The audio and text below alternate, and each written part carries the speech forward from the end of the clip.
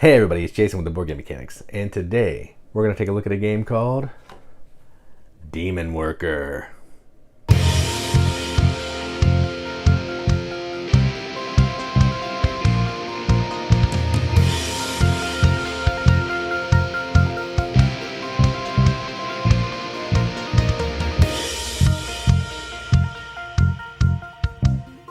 Demon Worker is a game for 3 to 4 players. It was brought to America from Japanime Games, plays in 45 minutes, which is probably pretty accurate.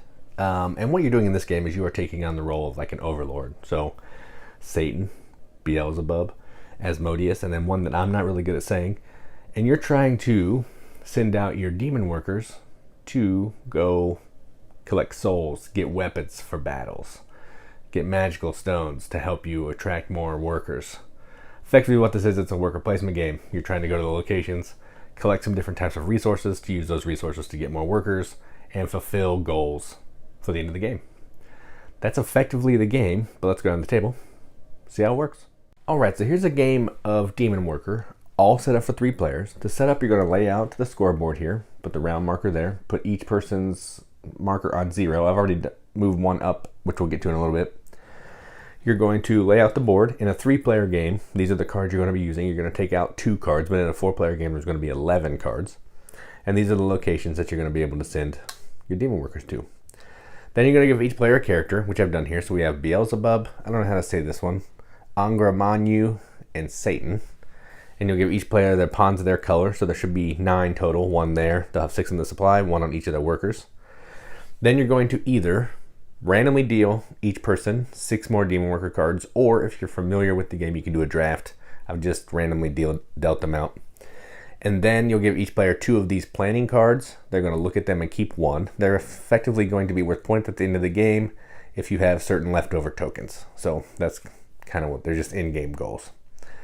Then each player is going to start with 3 sacrifice tokens, 2 weapons, 1 magic stone, and then we're going to randomly pick a turn order. And you're going to get what's on the turn order. So this player is going to get 3 food, 4 food, 3 food, and a point, which is why they started at a point. And that's set up. All right. So let's go ahead and talk about what you're doing in this game. This is a worker placement game where you're trying to collect different resources, recruit new demons to effectively have the most evil points at the end of the game. You're also trying to make sure you're having the tokens at the end of the game to pay for this. And each worker, you can see here, this one costs 2 food, but it'll get me 3 points. Each worker that I have in front of me, I can have up to 8. If I have these tokens left at the end of the game, I can get those points. So in order to get the points for the humans, I'd have to pay them a food. All right, so green is first. Let's go ahead and do what we can do. So the game is pretty easy. What you're going to do is you're going to go to a place and you're going to take the actions. So let me look at my cards here. I'm going to see what I can recruit. Okay, so I'm going to try to recruit the devil, and I'll explain that a little bit later. So I'm going to take my human. In order to send this worker out, I have to pay the dispatch cost, which is 1 food. So I take my food, I send this, I'm going to send it right there. And I'm going to get a magical stone. Now, I have that. All right, and that was my turn. Now we're going to go to player number 2. They're going to do similar kind of things. I'm going to focus on the green player. That's who I'm going to play. I'm just going to kind of just make the other players go places so you can see some things. And they want to, they're going to take their human, go here, spend a food because each human costs 1 food. And they're going to get 2 weapons. No limit to the amount of tokens you can have in front of you. So you don't have to worry about that. If you run out of tokens, there's some ×5 here. You can do that. Then it's the the blue player's turn. And what do they want to do? They're going to get some souls. So they're going to come here, pay a food, send their human out. And they're going to get some souls at the human realm. That's going to give them 3 souls. So I do this, 2, 3. So now they have more souls. All right, then back to me. Now what I want to do is I want to recruit a worker. So I'm going to come here. I will pay a food because I sent out my human. And now I'm going to recruit a worker. And I want to recruit that devil. So the way that that works is when you recruit a worker, you're going to have to pay this cost. So I have to pay a gem and a weapon. And now, next round, they're going to be able to be used, but they cannot be used this round. So they'll get a token at the end of this round. And that was my turn. And it costs 2 food to send this one out. And they have a special ability. Whenever they go to the war room, they get 4 points. And if I can beat it 2 at the end, it's 6 points, which is pretty nice. So then we're going to go back to blue, the red player. Let's see. How many souls do they have? 3. So they're going to pay a food. And I think I'm just going to send them to the war room so you can see what happens there. And you're going to draw 2 planning cards. And then you're going to keep one of them. I think they all go in your hand, actually. Nope, you just keep one. And they're going to keep, they're both exactly the same, so they'll keep that one. It's a big, expensive one. 24 points, takes a lot of tokens. They're both like that. Then the other one will go in the discard pile. Then it's back to blue. And blue, just because I want to show you some things. Actually, I'm not going to show you that yet. So blue's going to go here. They're going to spend a food, because that's their second human. They're going to spend 4 souls, because they went and got some souls. And then they're going to get 2 points. So 2 points on the evil point tracker. And 2 weapons. So that's pretty good. All right. Then at the end of the round, what you're going to do is you're going to take back, you're going to move the round marker. All these are going to shift. So I'll now be third player. They'll be second. They'll be first. Take back all your workers. If you hired a new worker, they'll get a token. And then this. And this. All right. Then whatever's on your turn order token here, you're going to get those goods. So I'll get 4 food. The second player will get 3 food and a point. And a point, which is blue. And red will get 3 food. All right, let's go ahead and play one more round because there's some other things that I wanted to show you that I haven't yet. All right, so let's dive into round number 2. So red is first. They only have humans, so they're going to pay 1 food to send their human out. And they will send their human out to here. So that'll cost them 3 weapons. They have a pile of weapons. And they'll get 4 points. So they're now at 5. And they're going to get a magic stone, which is pretty nice. All right. Then blue's turn. So blue also wants to do that. So let me show you what happens now. So what you're going to do is when you go to there, you're going to spend 1 to activate your person. Then you have to pay 2 food for every other token that's on that location. So right now there's 1 other one, so I have to pay 2 additional food. But now they can spend 3 weapons, get 4 points, and a magic stone or gem. What's it called? Magical stone. All right. Then it's my turn. Now, I want to send out my big dog, my devil here. So I'm going to actually send the devil to the war room. It cost me 2 food. Now I can use the special ability on my character. I get 4 points when I send them there. So now I'm on the board with 4 points.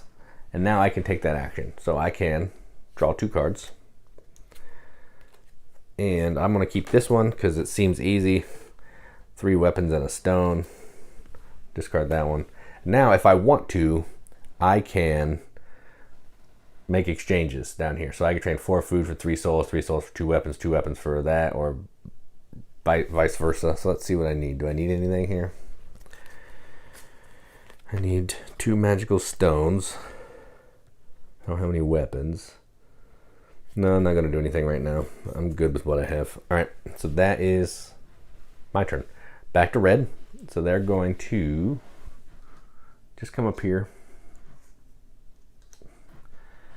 And they'll go here. They have 2 magical stones. And that location is increasing power. They're going to get 7 points for red. So that's 7. And then they're also going to get 3 souls. Which is pretty nice. That's a great spot. All right, and then blue, man, they really want to go there too, but they don't have enough food. So they're going to go higher. Let me make sure they can hire somebody.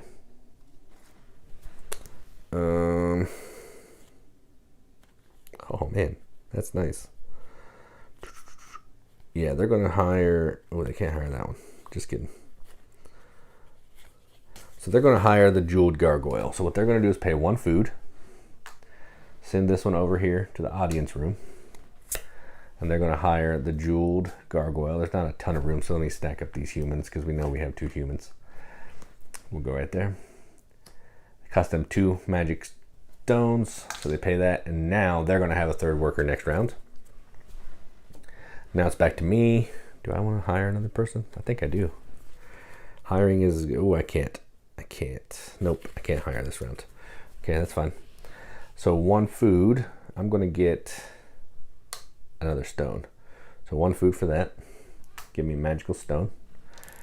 Then back to me, because everyone else is done. I'm the only one that had 3 workers, and I'm going to come over here for 1 food and grab 2 weapons. All right, so again, these will switch. So they'll be 3rd player now. I'll be 2nd. They'll be 1st. We're going to move the round marker to round 3. We're going to take all of our tokens back. Anybody who is now on your team that wasn't, or demons that you hired, will now also get a token. So blue, they have 2 humans. They're also going to have the gargoyle. And that's how the game's going to play through the end of round 5. Once you hit round 5, you're going to be able to pay your workers 1 more time. So 2 food, 1 food, 1 food to score the points on the cards. And you can cash in any extra tokens that you have in your supply to fulfill this. So if the game ended right now, I could turn in these 3 and this one, and that would give me 12 points. And I could feed 1 of these workers for a total of 14 points. So I mismanaged my resources, but again, we will have played 2 rounds. But that's how the game plays. And then whoever has the most evil points at the end of that is the winner. So that's how you play Demon Worker. Let's go up the top, see what you think about it. All right, well, that was Demon Worker. Yeah, we've talked about this on the channel a lot. I thought we'd done a review, so I guess I was wrong. So now we're rectifying that. So yeah, before we get started, let's just talk about the theme. So this is called Demon Worker. It's about being Satan and Beelzebub. The theme is ridiculous. It's just a cartoony, silly theme. The art is just... Let me see if I can do it without shaking the camera all up. I mean, the art is just silly. Like, this is an orc. It's like a pig. I mean, yes, it has a dark theme, but it's done in a silly way. So don't let the theme turn you away. And if you don't want to play as the character Asmodeus or whatever, just put the card to the side or fold it over. Because really, I didn't show you this, but the card has all the icons of what the workers do on the back. And it shows you what all the locations do. So you don't have to keep looking on the board. You can just look down at your player aid and see all that. So just fold the name over and just use it as a player reference if you want to. But yeah, this is a really fun game. It's a worker placement resource management game. The worker placement gets tight when you're playing a lot of players. The more workers you have out in front of you, the more expensive it's going to get to go to some of those locations. Like I showed you, every other pawn that's there when you want to go there is 2 food. So if I go to the location, there's 4 other people there. That's 8 additional food that I'm spending to go to that location. So it better be worth it. So you're trying to juggle that. You're trying to juggle what resources you need at the end of the game. It's a lot of juggling. It's a short game, so it's not going to outstay its welcome. It's not going to burn your brain for too long. But those last couple rounds are going to be brain burning. So just keep that in mind. I think anybody can play this game. I wouldn't play it with kids probably just because of the theme, but it's not a hard game. You could pull out this game if you have friends who are into like weird themes or anime or whatever, and they'd have fun playing it, and you'd have fun playing it. So yeah, it's a good game. I have nothing bad to say about this game. The rule book is clear. Everything is fantastic. Some of these chits, like, I don't know, the round marker is just a guy holding a round sign. It's just kind of weird. But yeah, the components are fine. The tokens are kind of thick for the weapons and stones. They're like thicker cardboard, kind of shiny. They're fine. But again, the game is about the worker placement and not necessarily about what the components look like. So, and I don't care about components anyway, so what am I even doing? So all that being said, I'm going to give this a BGM accepted seal. I'm going to give this an 8 out of 10 on BGG, which is a 4 out of 5 wrenches on an arbitrary wrench scale that means absolutely nothing. But we like to give it the games that we enjoy, and that's what I am going to do. So that's Demon Worker from Japanime Games. I'm Jason with the Board Game Mechanics. And as always, keep gaming.